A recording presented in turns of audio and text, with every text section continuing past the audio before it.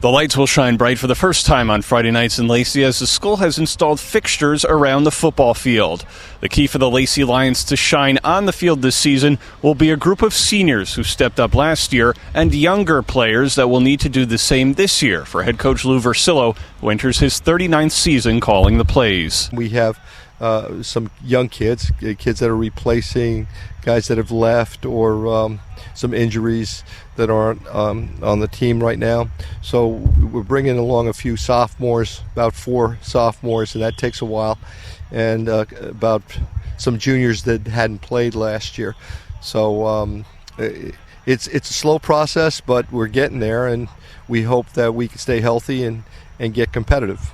There are several upperclassmen looking to make their mark in 2019, having played enough time on the field last season to show what they can do. Coach Vircillo has higher expectations for what many of these players can do to help them win games. We have expectations of kids that have played in the program for a couple of years and started for a couple of years, and we expect or we're hoping that they do a great job in their senior year. We're getting very good leadership from Kolodzic, as an example, a linebacker tight end player, and we're seeing that through his leadership there's a good attitude when we get into practice and do other things regarding football. While many of the returning players will still see playing time, not all of them will be doing so at the same position. On our first scrimmage, Gorski played some tailback for us, and he had a nice game. Evans was our flanker. We have him at tailback,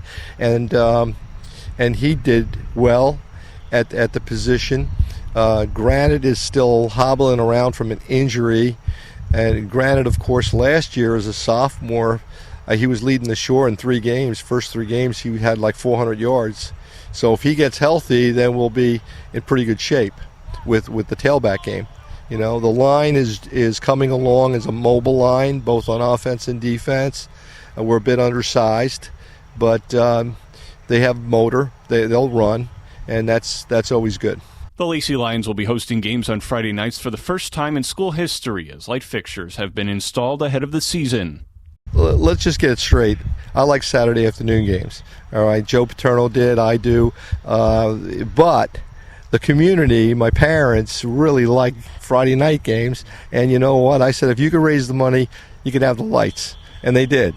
So what can I say? Friday night lights, the people will be all excited. The kids are excited. And I'll just have to go to bed a little later.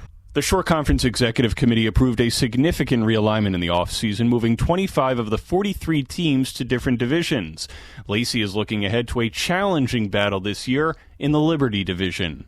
They put us in a bigger league last year, or teams that were, I think most every team was a bigger team, you know, Group 5, Group 4s, and maybe one same size, Group 3.